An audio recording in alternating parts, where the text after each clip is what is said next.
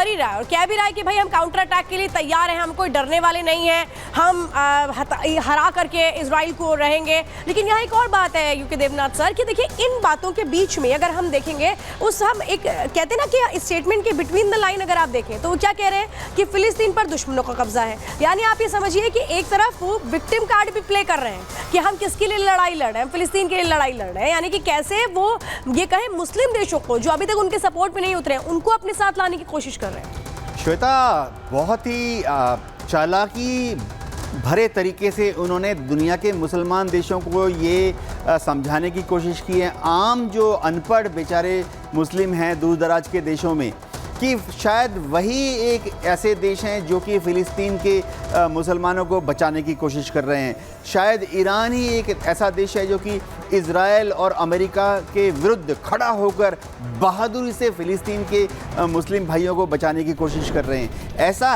है नहीं, हो ये रहा है कि ईरान के साथ में आज की तारीख में कोई भी नहीं है। जब पिछले हफ्ते ईरान ने OIC के सारे देशों को इनवाइट किया एक मीटिंग के लिए, बहुत ही आश्चर्य की बात थी कि OIC के किसी भी मेंबरान स्टेट ने, चाहे वो शिया देश हो, चाहे वो सुन्नी देश हो, चाहे वो अरब देश हो, चाहे वो दूर दराज के देश जैसे कि मलेशिया है, इंडोनेशिया है, किसी ने भी ईरान का समर्थन नहीं किया। ईरान अलग थलग पड़ा हुआ है। आज के भाषण में अगर आप एक और देखें तो बार बार वो एक अपने धर्म का नाम ले रहे थे। वो कोशिश कर रहे थे कि मुस्लिम धर्म का नाम लेकर वो दुनिया में सबको अपने साथ कर लें।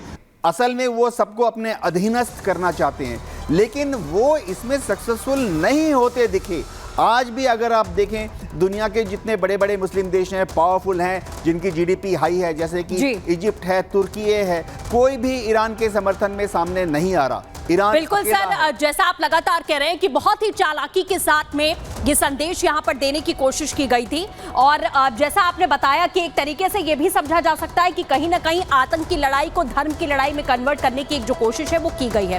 फिलहाल इसी बीच एक और खबर जो लगातार यहाँ पर उठ रही है कि हिजबुल्लाह का नया चीफ हसन नसरल्लाह की मौत के बाद में जो हिजबुल्लाह का नया चीफ बना, यानी कि हाशिम सफीद्दीन की हम बात कर रहे हैं, हसन नसरल्लाह की जनाजे के उठने से पहले ही उसे मिट्टी में मिला दिया गया। यह दावा यहां इजराइल की ओर से किया जा रहा है, लेकिन सवाल यही है कि उसे पता था कि वो मारा जा सकता है, लेकिन इतनी आसानी से वो ढेर कैसे हो गया। आपको दिखाते हैं इसी पर एक इनसाइड रिपोर्ट।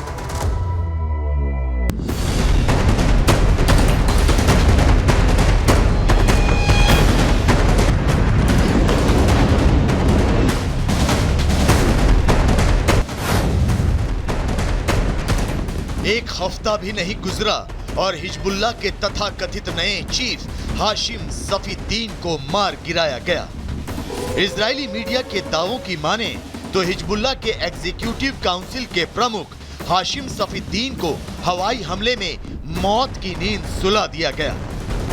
इजराइल का ये हमला इतना सटीक था कि हाशिम सफीद्दीन को संभलने का मौका तक नहीं मिला।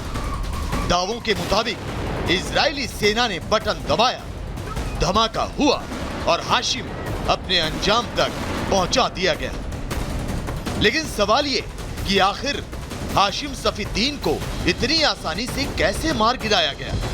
अमेरिका ने जिसे आतंकी घोषित कर रखा था, उसे इजराइल ने महज 7 दिनों में कैसे निपटा दिया। दरअसल इसके पीछे था इजराइल का खुफिया नेटवर्क और उसकी बेजोड़ प्लानिंग।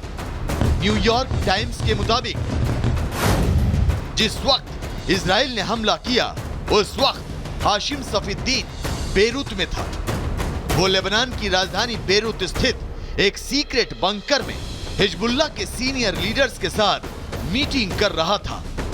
कयास लगाए जा रहे हैं कि वो इजराइल पर नए सिरे से हमलों की योजना बना रहा था। लेकिन गुरुवार की आधी रात को इजराइल ने हवाई हमला कर दिया। इजराइल ने बंकर बस्टर बम से उस सीक्रेट अड्डे पर बमबारी की जहां हाशिम सफीद्दीन मीटिंग कर रहा था।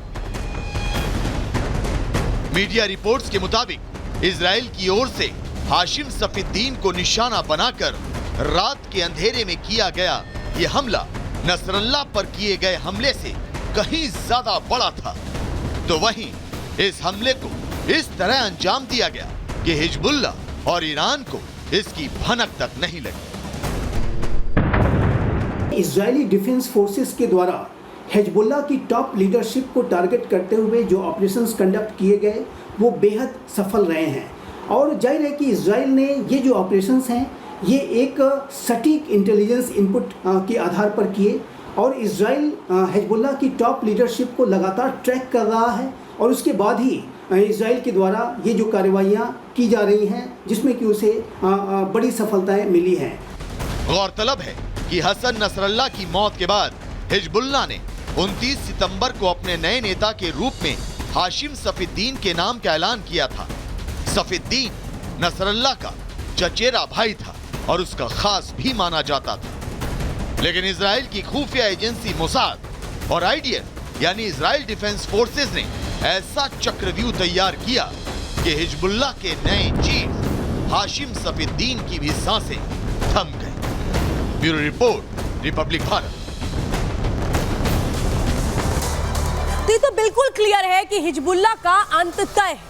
अब आइए आपको बताते हैं हिजबुल्लाह की वो पूरे कमांडर, वो टीम जिसमें अब ये कहूं कि कोई नहीं बचा है। सबसे पहले आप देखिए, हसन नसरल्लाह जो पूर्व चीफ था उसको मार गिराया गया, हाशिम सफीद्दीन हिजबुल्लाह चीफ इसको मार दिया गया। तो वही देखिए जिहाद काउंसिल में कौन कौन थे, अली कारकी जो टॉप कमांडर था उसको मारा गया, फुआद शुक्र जो टॉप मिलिट्री कमांडर था उसको भी ढेर कर दिया गया, इब्राहिम अकील जो एलीट कमांडो यूनिट का फाउंडर मेंबर था उसको ढेर किया गया। इसके बाद किसका नंबर आया, नाइम कासिम का डेप्यूटी सेक्रेटरी जनरल था, इसको ढेर किया गया। इसके बाद इसी लाइन में समझिए, हाशिम सफीद्दीन एग्जीक्यूटिव काउंसिल का मेंबर था उसको ढेर किया गया, अमीन अल सैयद पॉलिटिकल काउंसिल था इसको ढेर किया गया। तो ये वो पूरी हायरार्की हम बता रहे हैं आपको जिसको खत्म कर दिया गया है। यानी अंदाजा आप लगाइए जिस तरह से ये पूरे के पूरे एक तरह से वो हायरार्की जिसको हिजबुल्लाह ने बनाया था उसका अंत कर दिया गया है, जो ये बता रहा है कि अब आगे क्या होने वाला है। बिल्कुल, तो पॉइंटर्स के जरिए हमने आपको बताया, इस पर ज्यादा जानकारी भी ले लेते हैं। मेजर जनरल संजय मैस्टन सर आपका मैं रुख करना चाहूंगी। ये पॉइंटर्स के जरिए हमने दिखाया किस तरीके से टॉप लीडर्स को चुन चुनकर उन पर निशाना साधा गया, उन पर हमला किया गया और अब उनका अंत हो चुका है। एक तरफ जहां ईरान की तरफ से कॉन्ट्राडिक्टरी बयान दिए जा रहे हैं कि हम जंग नहीं चाहते, दूसरी ओर ये भी कहा जा रहा है कि हम हमला करते रहेंगे और बयान ये भी दिया गया था कि हसन नसरुल्लाह की शहादत का बदला लिया है। तो क्या सोची समझी प्लानिंग जो हम समझ पा रहे हैं उसी के तहत ये किया जा रहा है? और देखिए इजराइल की ये जो प्लानिंग है, सोची समझी प्लानिंग, बिल्कुल उसी के मुताबिक चल रहा है, लेकिन इसमें बहुत चीज़ें समझने वाली हैं। देखिए टॉप लीडरशिप जो इनका मेन कमांड कंट्रोल स्ट्रक्चर है, 9 लोगों की अभी आपने चित्र दिखाए, उनको 2 हफ्ते के अंदर ख़त्म कर दिया गया है। सवाल उठता है कैसे? इजरायली सेना तो अंदर नहीं है, मोसाद ज़रूर है, लेकिन मोसाद भी खुद नहीं है होगी अंदर, उनके एसेट्स होते हैं जो उनके पेरोल पे होंगे, जो उनको पाला हुआ है वो वहीं के लोग हैं और उनके सबसे जिगरी करीबी लोग होंगे, जो हो सकता है उनका सिक्योरिटी सुरक्षा गार्ड हो या कोई भी हो सकता है। वो बिल्कुल पिन पॉइंटेड लोकेशन और समय बताता है कि यहाँ पर आज मीटिंग है, ये उसमें शामिल होंगे, फलाना होगा। तो ये सारी चीज़ देखिए कोई बता रहा है उन्हीं की अंदर से कोई बता रहा है। दूसरा, वहाँ पर जो वो देख रहा है उसको किसी को बताना भी आगे, तो बहुत सिक्योर और रिलायबल कम्युनिकेशन है। कहने का मतलब वहाँ से, और वहाँ से लेबनान से फिर वो जो एसेट्स बैठे हैं वो इजरायली सेना तक या मोसाद तक ये खबर पहुँचा रहे हैं। इतना बढ़िया नेटवर्क है ये कम्युनिकेशन इंटेलिजेंस का कि पूरी पेनिट्रेशन हो गई है। और यही नहीं, आज मैं आपको बोल दूँ ईरान के अंदर भी है।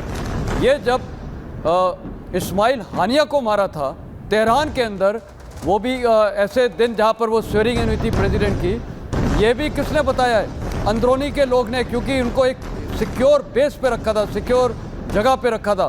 सिक्योर जगह की लोकेशन 1-2 को ही मालूम होती है। मैं फौजी एक रह चुका हूँ, मुझे भी पता है ऐसी जब होता है इतनी टॉप सीक्रेट होता है किसी को नहीं पता चलता है जी। तो ये सब इनके अंदर के लोग बता रहे हैं। वो जो भड़कावे वाले स्टेटमेंट दे रहे हैं, इन्हीं के लोग कोई वहां पर इजरायली नहीं बैठा है, इन्हीं के लोग बता रहे हैं। तो ये एक साफ मैसेज बिल्कुल सर, जैसा आपने कहा कि मोसाद अपने एसेट्स का इस्तेमाल यहां पर करता है और Sanjay Mason sir, major general Mason sir और इसी के साथ में group captain U K Devnath sir, आप दोनों हमारे साथ बने रहिए। इस बड़ी कवरेज पर हम लगातार बने हैं। फिलहाल यहां पर छोटे से ब्रेक के लिए देखते रहिए रिपब्लिक भारत।